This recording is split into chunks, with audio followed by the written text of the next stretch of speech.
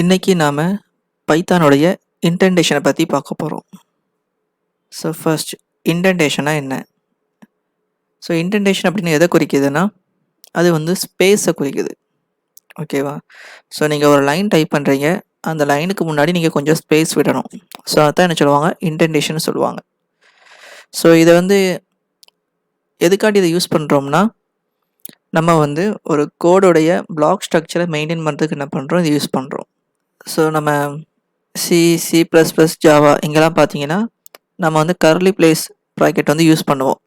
அதாவது open and close curly place வந்து நம்ம யூஸ் பண்ணுவோம். ஸோ எதுக்காண்டி யூஸ் பண்ணுறோம், அதுக்குள்ளே டைப் பண்ணுற கோடெலாம் என்னது, ஒரு பிளாக்னு சொல்லுவோம். சரியா? ஸோ அதே தான் இங்கே என்ன பண்ணுறோம், இன்டென்டேஷனை யூஸ் பண்ணி நம்ம பண்ணுறோம். எதுக்காண்டி இன்டென்டேஷன் இம்பார்ட்டன்ட் சொல்கிறோம் அப்படின்னு கேட்டிங்கன்னா, இது வந்து பைத்தானுடைய ஒரு சிண்டெக்ஸ், ஒரு ஓகேவா, பைத்தானுடைய பார்ட் ஆஃப் சிண்டெக்ஸ் இது. ஸோ இது கண்டிப்பாக நம்ம கொடுத்தே ஆகணும். ஸோ நீங்கள் இந்த இன்டென்டேஷன் நீங்கள் ப்ராப்பராக மெயின்டைன் பண்ணலைன்னா உங்களுக்கு கண்டிப்பாக என்ன வரும், எரர் வரும். என்ன மாதிரி எரர் வரும்னா, இன்டென்டேஷன் எரர் வந்து உங்களுக்கு ஷோ ஆகும். ஸோ இது ரொம்ப முக்கியமான விஷயம். How much indentation? So indentation என்ன சொன்னோம், ஒரு லைனுக்கு முன்னாடி கொஞ்சம் ஸ்பேஸ் விடணும்னு சொன்னோம்ல. ஸோ ஸ்பேஸ் வந்து எவ்வளோ லெவல் விடணும் பார்த்தீங்கன்னா, 4 ஸ்பேஸ். அதாவது அதான் என்னது, 4 ஸ்பேஸ் பெர் லெவல்னு சொல்கிறாங்க. இந்த லைனை பார்த்தீங்கன்னா, இது என்ன சொல்ல வருதுன்னா, நீங்கள் ஒன்லி யூஸ் பண்ணால் ஸ்பேஸ் பார் மட்டும் யூஸ் பண்ணுங்கள், இல்லைனா டேப் கீயை மட்டும் யூஸ் பண்ணுங்கள். ரெண்டையுமே என்ன பண்ணாதீங்க, மிக்ஸ் பண்ணாதீங்க அப்படின்னு சொல்ல வருது. நீங்கள் வந்து 2 வாட்டி ஸ்பேஸ் பாரை ப்ரெஸ் பண்ணிவிட்டு நீங்கள் அடுத்து டேப் கீயை ப்ரெஸ் பண்ணிங்கன்னா உங்களுக்கு வந்து என்ன ஆயிரும், மிக்ஸ் ஆயிரும். ஸோ அந்த மாதிரி பண்ணக்கூடாது அப்படின்னு சொல்கிறாங்க. ஒன்று யூஸ் பண்ணால் ஸ்பேஸ் பாரை மட்டும் யூஸ் பண்ணுங்கள், இல்லைனா டேப் கீயை மட்டும் யூஸ் பண்ணுங்கள். ஸோ இதுதான் என்னது, பைத்தானுடைய இன்டென்டேஷன். ஸோ இதை நம்ம தியரியாக பார்த்துட்டோம். இதை நம்ம ப்ரோக்ராமில் பார்க்கும்போது உங்களுக்கு இன்னும் கிளியராக புரிஞ்சிடும். ஸோ இங்கே பார்த்தீங்கன்னா, இன்டென்டேஷன் யூஸ் பண்ணாமல் நம்ம ஒரு எக்ஸாம்பிள் கொடுக்குறோம். இப்போ டெஃப் கிரீட் இது ஒரு ஃபங்க்ஷன். ஸோ நம்ம இன்னும் ஃபங்க்ஷன் கான்செப்ட் படிக்கலை, அது படிக்கும்போது உங்களுக்கு புரியும். சரியா? ஸோ இங்கே கோலன் கொடுத்துருக்காங்க தெரியுமா? ஸோ இந்த கோலன் வந்துட்டாலே இன்டென்டேஷன் ஸ்டார்ட் ஆகுதுன்னு அர்த்தம். சரியா? ஸோ நான் கோலனுக்கு அப்புறம் என்ன பண்ணுறேன், ஒரு லைன் அடிக்கிறேன். ஆனால் அந்த லைனை என்ன பண்ணியிருக்கேன்னா, எந்த ஒரு லைனுக்கு முன்னாடி எந்த ஒரு ஸ்பேஸ் விடாமல் என்ன பண்ணியிருக்கேன்னா டைப் பண்ணியிருக்கேன். ஸோ இந்த மாதிரி கொடுத்தா என்ன ஆயிரும், நமக்கு வந்து இன்டென்டேஷன் எரர் வந்து ஷோ ஆகும். இதுவே இன்டென்டேஷன் யூஸ் பண்ணுறோம் அப்படின்னா, ஸோ டெஃப் கிரீட் கோலன் வச்சுட்டேன்னா, ஸோ கோலன் வச்சுட்டேன், அப்போது இன்டென்டேஷன் ஸ்டார்ட் ஆகும். அடுத்த லைன்லேருந்து இன்டென்டேஷன் ஸ்டார்ட் ஆகுது. ஸோ 4 ஸ்பேஸ் விடுறேன். ஸோ அந்த ரெட் கலர் வந்து டேஷுக்கு தெரியுமா, எதை குறிக்குதுன்னா 4 ஸ்பேஸ் வந்து குறிக்குது. ஸோ இப்போ அடுத்து நான் டைப் பண்ணுறேன். ஸோ இந்த மாதிரி கொடுத்தா நமக்கு என்ன ஆகும், ப்ராப்பராக ஒர்க் ஆகும், எந்த ஒரு எரரும் ஷோ ஆகாது. ஸோ இதுதான் இன்டென்டேஷன். ஸோ நீங்கள் கோலன் வச்சுட்டு அடுத்து நீங்கள் அடிக்க ஒரு லைன் என்னது 4 ஸ்பேஸ் தள்ளிட்டு தான் நீங்கள் டைப் பண்ணணும். இன்டென்டேஷனை எங்கெல்லாம் யூஸ் பண்ணுவாங்க, ஸோ கோலன் வச்ச உடனே இன்டென்டேஷனை யூஸ் பண்ண கேட்டால் அப்படின்னு கிடையாது. இந்த இன்டென்டேஷனை வந்து ஒரு 4 இடத்துல யூஸ் பண்ணுவாங்க. ஃபர்ஸ்ட் பார்த்தீங்கன்னா conditional statement. So if true colon கொடுத்துட்டாங்களா, இதுக்கப்புறம் 4 ஸ்பேஸ் விட்டு என்ன பண்ணுவாங்க, அவங்களுடைய ஸ்டேட்மெண்ட்டை கொடுப்பாங்க. ஸோ கண்டிஷனில் யூஸ் பண்ணுவாங்க. அப்புறம் ஃபங்க்ஷனுக்குள்ளே யூஸ் பண்ணுவாங்க. ஸோ இப்போ நம்ம போன எக்ஸாம்பிள் பார்த்தது தான். So def greet colon 4 space விட்டு டைப் பண்ணுறதெல்லாம் யாருக்கு சொந்தம், அந்த ஃபங்க்ஷனுக்கு சொந்தம். அடுத்து லூப்ஸில் யூஸ் பண்ணுவாங்க. ஸோ இங்கே ஒரு ஃபார் லூப் எழுதியிருக்கோம், கோலன் வச்சுருக்கோம். அடுத்த லைன் அடிக்கும்போது என்ன பண்ணணும், 4 ஸ்பேஸ் விட்டு தான் டைப் பண்ண ஸ்டார்ட் பண்ணணும். ஸோ இந்த ஸ்டேட்மெண்ட்லாம் யாருக்கு சொந்தம், ஃபார் லூப்புக்கு சொந்தம். அடுத்து கிளாஸுக்குள்ளே யூஸ் பண்ணுவாங்க. ஸோ இதெல்லாம் ஊப்ஸ் கான்செப்டில் வரும். So class student colon. சரி, அடுத்து 4 ஸ்பேஸ் விட்டு தான் என்ன பண்ணணும், டைப் பண்ணணும். என்ன கொடுக்குறோம்னா டெஃப் ஷோன்னு ஒன்று கொடுக்குறோம். ஸோ இங்கே ஷோ வந்து என்னது, ஒரு மெத்தட். சரி, அப்போ இந்த மெத்தட் யாருக்கு சொந்தம், கிளாஸுக்கு சொந்தம். ஸோ ஷோவுக்கு அப்புறம் என்ன பண்ணியிருக்கோம், கோலன் கொடுத்துருக்கோமா, அப்போ என்ன பண்ணணும், 4 ஸ்பேஸ் தள்ளி தான் என்ன பண்ணணும், டைப் பண்ணணும். So print colour student. So இந்த பிரிண்ட் ஸ்டேட்மெண்ட் யாருக்கு சொந்தம்? ஷோ அப்படிங்கிற மெத்தடுக்கு சொந்தம். ஆனால் அந்த ஷோ அப்படிங்கிற மெத்தட் யாருக்கு சொந்தம்? ஸ்டூடெண்ட் அப்படிங்கிற கிளாஸுக்கு சொந்தம். ஸோ இந்த 4 இடத்துல தான் என்ன பண்ணுவாங்கன்னா இன்டென்டேஷனை யூஸ் பண்ணுவாங்க. ஸோ உங்களுக்கு இந்த இன்டென்டேஷன் புரிஞ்சிருக்குன்னு நினைக்கிறேன். இப்போ அடுத்ததாக கண்டிஷனல் ஸ்டேட்மெண்ட்டை பற்றி பார்க்க போகிறோம். So what is conditional statement அப்படின்னு கேட்டிங்கன்னா, ஸோ கண்டிஷனல் ஸ்டேட்மெண்ட் அப்படின்னா ஒரு கண்டிஷனை பேஸ் பண்ணி என்ன பண்ணும், கோடு வந்து ஒர்க் ஆகும்.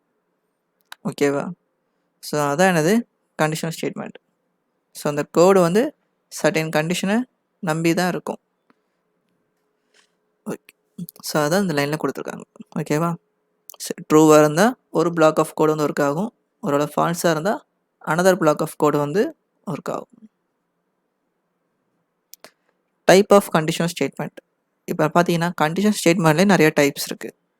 ஸோ என்னென்னு பார்த்தீங்கன்னா இஃப் ஸ்டேட்மெண்ட் இருக்குது, இஃப் எல்ஸ் ஸ்டேட்மெண்ட் இருக்குது, இஃப் எல்ஸ் ஸ்டேட்மெண்ட் இருக்குது, அப்புறமா நெஸ்டட் இஃப் ஸ்டேட்மெண்ட் இருக்குது. இப்போ ஃபஸ்ட்டு பார்த்தோம்னா இஃப் ஸ்டேட்மெண்ட்டை பற்றி பார்க்க போகிறோம். ஸோ இந்த இஃப் ஸ்டேட்மெண்ட்டுடைய டெஃபினேஷனை பாருங்கள். கண்டிஷன் ட்ரூவாக இருந்துச்சுன்னா என்னது, ஒரு பிளாக் ஆஃப் கோடு வந்து எக்ஸிக்யூட் ஆகும். ஸோ அதான் இஃப் ஸ்டேட்மெண்ட். ஓகேவா? சரி, இப்போ இதோட சின்டாக்ஸை பார்த்தோம்னா ஃபர்ஸ்ட்டு கண்டிப்பாக இஃப் அப்படிங்கிற கீவேர்ட் கொடுத்தே ஆகணும். ஸோ அதுக்கப்புறம் கண்டிஷன் கொடுப்போம். அப்புறம் கண்டிஷனுக்கு அப்புறம் கண்டிப்பாக கோலன் கொடுக்கணும். ஸோ கோலன் கொடுத்தாச்சு. அப்போ என்ன ஆகும், அடுத்து இன்டென்டேஷன் ஸ்டார்ட் ஆகும். ஸோ அப்போ 4 ஸ்பேஸ் தள்ளி தான் என்ன பண்ணணும், ஸ்டேட்மெண்ட்டே அடிக்கணும். ஓகேவா? ஸோ இந்த கண்டிஷன் ட்ரூவாக இருந்தால் தான் என்ன பண்ணும், நமக்கு வந்து கோடு ஒர்க் ஆகும். ஸோ பார்த்தீங்களா, கண்டிஷன் ட்ரூவாக இருந்துச்சுன்னா என்ன பண்ணும், அந்த இஃப் பிளாக்குள்ளே இருக்கிற அந்த ஸ்டேட்மெண்ட் வந்து எக்ஸிக்யூட் ஆகும். ஃபால்ஸாக இருந்தால் உள்ளே வராது. அப்போ இஃப் பிளாக்குடைய வேலை என்னது, கண்டிஷன் ட்ரூவாக இருந்தால் மட்டும்தான் இஃப் பிளாக்குள்ளே அலோவ் பண்ணும். இப்போ அடுத்து பார்த்தோம்னா ஒரு சின்ன ப்ரோக்ராம் பார்த்துருவோம். இப்போ நம்மகிட்ட ஒரு ப்ரோக்ராம் இருக்குது. சரி, இப்போ ப்ரோக்ராம் ஸ்டார்ட் ஆகுது. ஃபர்ஸ்ட் இந்த ஸ்டேட்மெண்ட்டை படித்தோன்னா என்ன பண்ணும், பைத்தன் வந்து குளோபல் ஃப்ரேமுக்குள்ளே ஏஜ் அப்படிங்கிற அந்த வேரியபிள் நேம் கொடுத்துட்டு இந்த 18 அப்படிங்கிற வேல்யூவை என்ன பண்ணோம்னா ஹீப்பில் ஸ்டோர் பண்ணும். ஸோ ஹீப்பில் ஸ்டோர் பண்ணோன்னா ஒரு மெமரி அட்ரஸ் கிடைக்கும். என்னது, VCI_1 மெமரி அட்ரஸ் கிடைக்கும். அந்த அட்ரஸுக்கு என்ன பண்ணும், ஏஜ் அப்படிங்கிற வேரியபிளை ஸ்டோர் பண்ணிவிட்டு இப்போ ரெண்டுமே கனெக்ட் ஆகிட்டு. ஸோ இப்போ அடுத்து என்ன பண்ணுதுன்னா இஃப் கண்டிஷனில் செக் பண்ணுது. ஸோ ஏஜ் அப்படிங்கிற வேரியபிள் வந்து 18 விட பெருசாக இருக்கணும் அல்லது ஈக்குவலாக இருக்கணும். ஆனால் ஏஜ் அப்படிங்கிற வேரியபிள் என்ன இருக்குது, 18 அப்படிங்கிற வேல்யூ இருக்குது. அப்போது ஈக்குவல். அப்போ என்ன ஆகிட்டு, கண்டிஷன் வந்து ட்ரூ ஆகிட்டு. ஸோ அப்போ என்ன பண்ணும், இஃப் பிளாக்குள்ளே வந்து அது என்ன ஸ்டேட்மெண்ட், ஒரு பிரிண்ட் ஸ்டேட்மெண்ட் இருக்குது. You are eligible to vote அப்படின்னு இதை என்ன பண்ணும், அவுட்புட்டில் பிரிண்ட் பண்ணிடும். ஸோ இதுதான் இஃப் ஸ்டேட்மெண்ட்டோடைய எக்ஸாம்பிள். ஸோ கண்டிஷன் ட்ரூவாக இருந்தால் தான் என்ன பண்ணும், இஃப் பிளாக்குள்ளே வந்து எக்ஸிக்யூட் ஆகும். கண்டிஷன் ஃபால்ஸாக இருந்தால் இஃப் பிளாக்குள்ளே அலோவ் பண்ணாது. இது தெரிஞ்சிக்க வேண்டிய விஷயம். அடுத்து பார்த்தோம்னா இஃப் எல்ஸ் ஸ்டேட்மெண்ட். ஸோ இங்கே பார்த்தோம்னா கண்டிஷன் ட்ரூவாக இருந்துச்சுன்னா என்னது, இஃப் பிளாக்குள்ளே போகும். கண்டிஷன் ஃபால்ஸாக இருந்துச்சுன்னா எல்ஸ் பிளாக்குள்ளே போகும். அப்போ இந்த ஸ்டேட்மெண்ட்டில் 2 பிளாக் ஒர்க் ஆகுது. இஃப் பிளாக்கு, எல்ஸ் பிளாக்னு இப்படி 2 பிளாக் இருக்குது. ஓகேவா? சரி, அது நீங்கள் சின்டாக்ஸில் பார்க்கும்போது உங்களுக்கு இன்னும் தெளிவாக புரிஞ்சிடும். சரி பாருங்கள், syntax of if else statement. So கண்டிப்பாக ஃபர்ஸ்ட் வந்து இஃப் அப்படிங்கிற கீவேர்ட் கொடுத்தே ஆகணும். ஸோ அப்புறம் கண்டிஷன் கொடுக்கணும். இஃபுக்கு அப்புறம் என்ன பண்ணணும், கண்டிஷன் கொடுக்கணும். ஸோ கோலன் வச்சாச்சு. கோலன் வச்சாலும் என்ன அர்த்தம், இன்டென்டேஷன் ஸ்டார்ட் ஆக போகுதுன்னு அர்த்தம். ஸோ 4 ஸ்பேஸ் விட்டு தான் என்ன பண்ணணும், ஸ்டேட்மெண்ட்டே டைப் பண்ணணும். அடுத்து எல்ஸ் அப்படிங்கிற கீவேர்ட் கொடுத்துட்டு கோலன் வைக்கணும். அடுத்து இன்டென்டேஷனுக்கு 4 ஸ்பேஸ் விடணும். அப்புறம் ஸ்டேட்மெண்ட் டைப் பண்ணணும். ஸோ இப்போ இதில் பார்த்தீங்கன்னா கண்டிஷன் ட்ரூவாக இருந்துச்சுன்னா இஃப் பிளாக்குள்ளே தான் அலோவ் பண்ணும். ஸோ இஃப் பிளாக்குள்ள கோடு வந்து எக்ஸிக்யூட் ஆகும். ஒருவேளை கண்டிஷன் ஃபால்ஸ் ஆகிட்டுனா என்ன பண்ணும், எல்ஸ் பிளாக்குள்ளே இருக்கிற ஸ்டேட்மெண்ட் வந்து எக்ஸிக்யூட் பண்ணும். இதுதான் இஃப் எல்ஸ் ஸ்டேட்மெண்ட்டுடைய சின்டாக்ஸ். ஸோ இப்போ சின்ன எக்ஸாம்பிளில் பார்ப்போம். இப்போ நம்மகிட்ட பார்த்தீங்கன்னா ஒரு ப்ரோக்ராம் இருக்குது. So stack and heap memory வந்துட்டு ஸோ ஃபஸ்ட் லைனை படித்தோன்னா என்ன பண்ணும், ஸ்டாக் ஃப்ரேம்குள்ளே குளோபல் ஃப்ரேம் அப்படிங்கிறத ஆட் பண்ணிடும். ஸோ இங்கே பார்த்தீங்கன்னா ஏஜ் ஈக்குவல் டு 16. ஸோ அப்போ என்ன பண்ணும், ஏஜ் அப்படிங்கிற வேரியபிளோட நேமை குளோபல் ஃப்ரேமில் உருவாக்கிட்டு இந்த 16 அப்படிங்கிறத வேல்யூ என்ன பண்ணும், ஹீப்பில் ஸ்டோர் பண்ணிடும். அப்போ ஒரு மெமரி அட்ரஸ் கிடைக்கி அதை எடுத்து என்ன பண்ணும், ஏஜ் அப்படிங்கிற வேரியபிளில் வச்சிடும். ஸோ இப்போ ரெண்டுமே கனெக்ட் ஆகிட்டு. சரி, இப்போ ஏஜ் அப்படிங்கிற வேரியபிளில் 16 அப்படிங்கிற வேல்யூ வந்து ஸ்டோர் ஆகிட்டு. இப்போ அடுத்து என்ன பண்ணுது, கண்டிஷன் செக் பண்ணுது. ஏஜ் அப்படிங்கிற வேரியபிள் இருக்கிற வேல்யூ வந்து 18 விட பெருசாக இருக்கா அல்லது ஈக்குவலாக இருக்கான்னு செக் பண்ணுது. ஆனால் ஏஜ் அப்படிங்கிற வேரியபிள் என்ன இருக்குது, 16 அப்படிங்கிற மதிப்பு தான் இருக்குது. ஸோ 16 வந்து 18ஓட பெருசும் கிடையாது, ஈக்குவலும் கிடையாது. அப்போ என்ன ஆயிரும், கண்டிஷன் வந்து ஃபால்ஸ். அப்போ என்ன ஆகும், கண்டிஷன் ஃபால்ஸ் ஆகிட்டு அப்போது எல்ஸ் பிளாக்குள்ளே தான் என்ன பண்ணும், போகும். ஸோ இப்போ எல்ஸ் பிளாக்குள்ளே போனால் அங்கே என்ன இருக்குது, you are not eligible to vote அப்படிங்கிற ஒரு பிரிண்ட் ஸ்டேட்மெண்ட் இருக்குது. அதை என்ன பண்ணிடும், அவுட்புட்டில் பிரிண்ட் பண்ணிடும். இதுதான் என்னது, இஃப் எல்ஸ் ஸ்டேட்மெண்ட்டுடைய ஒரு சின்ன ப்ரோக்ராம். ஓகேவா. இப்போ அடுத்து பார்த்தீங்கன்னா if elif else statement. So இந்த ஸ்டேட்மெண்ட் என்னதுன்னா மல்டிபிள் கண்டிஷனை செக் பண்ணுறதுக்கு இது யூஸ் பண்ணுறோம். இப்போ நம்ம ப்ரோக்ராமில் எடுத்துட்டோம்னா அதில் வந்து நிறைய கண்டிஷன் இருக்கும். அதில் ஒன் பை ஒன்னாக ஒவ்வொரு கண்டிஷன் செக் பண்ணுறதுக்கு என்ன பண்ணுறோம், இந்த இஃப் எலிஃப் எல்ஸ் ஸ்டேட்மெண்ட்டை யூஸ் பண்ணுறோம். சரி, இப்போ சின்டாக்ஸ் பார்த்தா உங்களுக்கு இன்னும் தெளிவாக புரிஞ்சிடும். ஸோ இப்போ பார்த்தீங்கன்னா கண்டிப்பாக இஃப் அப்படிங்கிற கீவேர்ட் கொடுக்கணும், கண்டிஷன் கோலன் கொடுக்குறோம். ஸோ இன்டென்டேஷன் ஸ்டார்ட் ஆகும். ஸோ ஸ்டேட்மெண்ட் கொடுக்குறோம். அடுத்து எலிஃப் கொடுக்கணும். சரி, எல்ஸ் கொடுக்கக்கூடாது, எலிஃப். ஸோ எலிஃப்னு கொடுத்துட்டு இதுக்குள்ளே என்ன பண்ணணும், ஒரு கண்டிஷன் கொடுக்குறோம். ஸோ கோலன், இங்கே என்ன பண்ணும், இன்டென்டேஷன் ஸ்டார்ட் ஆகும். ஸோ கோட் டைப் பண்ணுறோம். அடுத்து எலிஃப். ஸோ கண்டிஷன் கேபிட்டல் என் போட்டிருக்கோம் பார்த்தீங்களா. ஸோ கண்டிஷன் கேபிட்டல் என்ன, நீங்கள் எத்தனை எலிஃப்னாலும் கொடுக்கலாம். ஒரு சிலர் கேட்பாங்க, ஒரு இஃப் ஒரு எலிஃப் ஒரு எல்ஸ் அப்படி தான் கொடுக்கணுமா, இல்லைனா 2 எலிஃப் தான் கொடுக்கணுமா அப்படின்னு கிடையாது. நீங்கள் எத்தனை எலிஃப் வேணாலும் கொடுக்கலாம். சரி, அதான் என்ன பண்ணியிருக்கேன், கேபிட்டல் என் போட்டிருக்கேன் அதில். ஓகேவா. ஸோ கொடுத்துட்டு கோலன் வச்சுருக்கோம். ஸோ இன்டென்டேஷன் ஸ்டார்ட் ஆகுது. ஸோ ஸ்டேட்மெண்ட் கொடுக்குறோம். ஸோ ஃபைனலாக எல்ஸ் கோலன் இன்டென்டேஷன் ஸ்டார்ட் ஆகுது. ஸோ ஸ்டேட்மெண்ட் கொடுத்துருக்கோம். ஸோ எல்ஸ் எதுக்குன்னா, so first if condition check பண்ணி பார்க்கும். ஸோ இப்போ இங்கேயே பார்த்துருவோமே. ஸோ இப்போ கண்டிஷன் ட்ரூவாக இருந்துச்சு வச்சுக்கோங்களேன், ஃபஸ்ட் ஒருத்தனை இஃப் கண்டிஷன் தான் செக் பண்ணும். இஃப் கண்டிஷனில் கண்டிஷன் ட்ரூவாக இருந்துச்சுன்னா என்ன பண்ணிடும், இஃப் கண்டிஷனுக்குள்ளே இருக்கிற, அதாவது இஃப் பிளாக்குள்ளே இருக்கிற கோடு வந்து எக்ஸிக்யூட் ஆகிரும். ஒரு வேளை ஃபால்ஸாக இருந்துச்சுன்னா என்ன பண்ணோம்னா அடுத்து இருக்கிற எலிஃப் ஸ்டேட்மெண்ட்டுக்கு அனுப்போம். அந்த எலிஃப் ஸ்டேட்மெண்ட்டில் இருக்கிற கண்டிஷன் வந்து ட்ரூவாக இருந்துச்சுன்னா அந்த பிளாக்குள்ளே இருக்கிற கோடு வந்து என்ன பண்ணும், எக்ஸிக்யூட் ஆகும். ஒருவேளை பாருங்கள், இப்போ மேலே இஃப் கண்டிஷனும் ஃபால்ஸ் ஆகிட்டு, அடுத்து எலிஃப் இந்த கண்டிஷனும் ஃபால்ஸ் ஆகிட்டு, அப்போ என்ன பண்ணும், கீழே உள்ள எல்லா கண்டிஷனுமே ஃபால்ஸ் ஆகிட்டு. சரியா, அப்போது எல்ஸ் பிளாக்கில் போய் இருக்கிற ஸ்டேட்மெண்ட்டை எக்ஸிக்யூட் பண்ணிடும். ஸோ இப்படி தான் என்ன பண்ணுது, இந்த இஃப் எலிஃப் ஸ்டேட்மெண்ட் ஒர்க் ஆகுது. ஸோ இப்போ பார்த்தீங்கன்னா ஒரு எக்ஸாம்பிளோட பார்ப்போம். இங்கே வந்து பாருங்கள், நம்மகிட்ட ஒரு ப்ரோக்ராம் இருக்குது. So stack and heap memory வந்துட்டு இப்போ ஃபர்ஸ்ட் லைனை படிச்சு என்ன பண்ணிடும், ஸ்டாக்கில் வந்து குளோபல் ஃப்ரேம் ஆட் ஆயிரும். ஸோ இங்கே மார்க் ஈக்குவல் டு 85. அப்போ என்ன பண்ணும், மார்க் அப்படிங்கிற வேரியபிளை இங்கே குளோபல் ஃப்ரேமில் ஆட் பண்ணிவிட்டு 85 அப்படிங்கிற வேல்யூவை ஹீப் மெமரியில் ஸ்டோர் பண்ணிடும். ஸோ கிடைக்கிற மெமரி அட்ரஸ் என்ன பண்ணும், மார்க் அப்படிங்கிற வேரியபிளை ஸ்டோர் பண்ணிவிட்டு ரெண்டுமே கனெக்ட் ஆகிரும். அப்போ என்ன ஆகுது, மார்க் அப்படிங்கிற வேரியபிளை 85 அப்படிங்கிற வேல்யூ வந்து ஸ்டோர் பண்ணிவிட்டு, ஸோ இப்போ கண்டிஷன் செக் பண்ணும். 85 வந்து மார்க்ஸ் அப்படிங்கிற வேரியபிள் வந்து 85 அப்படிங்கிற வேல்யூ தானே இருக்குது. ஸோ இந்த 85 அப்படிங்கிற வேல்யூ வந்து 90ஓட பெருசாக அல்லது ஈக்குவலான்னு செக் பண்ணி பார்க்கும். ஸோ ரெண்டுமே என்னது, ஃபால்ஸ். அப்போ என்ன பண்ணும், அடுத்து இருக்கிற கண்டிஷனுக்கு போகும். அடுத்து என்ன இருக்குது, எலிஃபில் கண்டிஷன் இருக்குது. ஸோ இங்கே பார்க்கும் 85 வந்து 80 விட பெருசா அல்லது ஈக்குவலான்னு பார்க்கும். ஆமாம், பெருசு. அப்போ கண்டிஷன் ட்ரூ ஆயிரும்.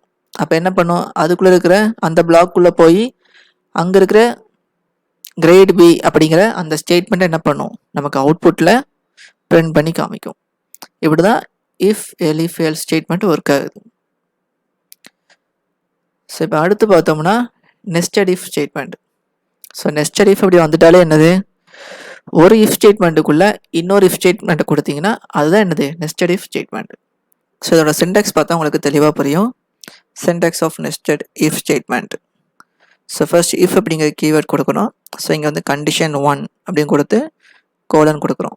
ஸோ கோலன் கொடுத்ததுனால என்ன ஆகும், இன்டென்டேஷன் ஸ்டார்ட் ஆகுது. ஸோ இதுக்குள்ளே என்ன பண்ணுறோம், அந்த இஃப் பிளாக்குரிய கோடு நம்ம டைப் பண்ணுறோம். சரியா, எக்ஸிக்யூட் ஆகும். ஆனால் இதுக்குள்ளே என்ன இருக்குன்னு பார்த்தீங்கன்னா இன்னொரு இஃப் பிளாக் இருக்குது. ஸோ அதனால் இஃப் அப்படிங்கிற கீவேர்டு கொடுத்து கண்டிஷன் 2 கொடுக்குறோம், வேறு கோலன், இதுக்குள்ளே இன்டென்டேஷன் ஸ்டார்ட் ஆகி ஸோ அதுக்குள்ளே என்ன இருக்குது, கண்டிஷன் 2 அப்படிங்கிற அந்த இஃப்க்குரிய பிளாக் ஆஃப் கோடு வந்து உள்ளே இருக்குது. சரியா, சரி இப்போ பார்த்தீங்கன்னா கண்டிஷன் 1 வந்து ட்ரூவாக இருந்துச்சுன்னா அந்த இஃப் ஸ்டேட்மெண்ட்டுடைய பிளாக் வந்து எக்ஸிக்யூட் ஆகும். ஸோ இந்த பிளாக் வந்து எக்ஸிக்யூட் ஆகும். இப்போ இந்த இஃப் கண்டிஷனுடைய கண்டிஷன் 2 வந்து ட்ரூவாக இருந்துச்சுன்னா இதுக்குள்ளே இருக்கிற பிளாக் ஆஃப் கோடு வந்து எக்ஸிக்யூட் ஆகும். ஸோ இப்படி தான் நெஸ்டட் இஃப் ஸ்டேட்மெண்ட் வந்து ஒர்க் ஆகும். சரியா, ஸோ இந்த ப்ரோக்ராமில் பார்க்கும்போது தெளிவாக புரிஞ்சிடும். ஒருவேளை உங்கள் இஃப் கண்டிஷன் வந்து ஃபால்ஸ் ஆகிட்டு அப்படின்னா இந்த இஃப் பிளாக்குள்ளே வராது. ஓகேவா, ஸோ இதுதான் நெஸ்டட் இஃப் ஸ்டேட்மெண்ட்டுடைய வேலை. இதை நீங்கள் ப்ரோக்ராமில் பார்க்கும்போது இன்னும் தெளிவாக உங்களுக்கு புரியும். ஸோ ஒரு எக்ஸாம்பிள் பார்ப்போம். இப்போ நம்மக்கிட்ட ஒரு ப்ரோக்ராம் இருக்குது. ஸோ இப்போ stack and heap memory store ஆயிரும். ஸோ ஃபர்ஸ்ட் லைனை படிச்சுன்னா என்ன பண்ணிடும், ஸ்டாக்கில் வந்து குளோபல் ஃப்ரேம் ஆட் ஆயிரும். இங்கே அந்த குளோபல் ஃப்ரேம்குள்ளே ஏஜ் அப்படிங்கிற வேரியபிள் வந்து ஸ்டோர் ஆகி இந்த 20 அப்படிங்கிற வேல்யூவை ஹீப் மெமரி ஸ்டோர் பண்ணிவிட்டு அதோட மெமரி அட்ரஸ் எடுத்து என்ன பண்ணிடும், ஏஜ் அப்படிங்கிற வேரியபிளை ஸ்டோர் பண்ணி ரெண்டு பேருக்குள்ளேயும் கனெக்ஷன் வந்துடும்.